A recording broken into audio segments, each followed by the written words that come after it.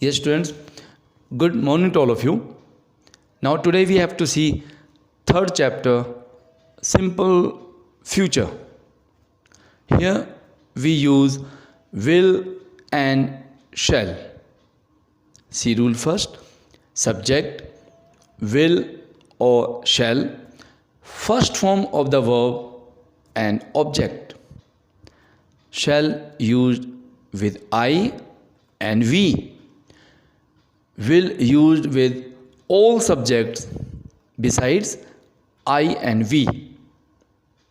Students, in first two chapters, simple present and simple past, we did not use any main verb, but we start using here first form of the main verb. Look at some examples. I shall teach you English. She will speak only English. They will go to school tomorrow. He will help you today. We shall dance in the evening.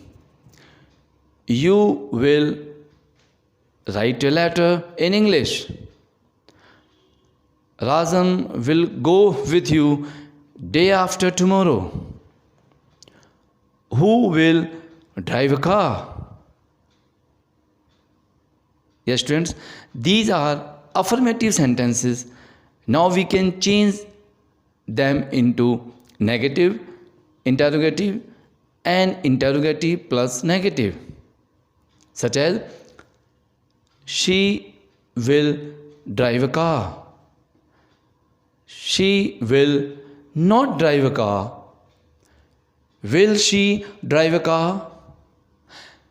Will she not drive a car?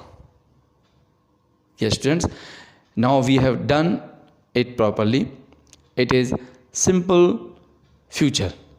Now again, you have to check yourselves. Always remember one thing, do honestly without taking any help.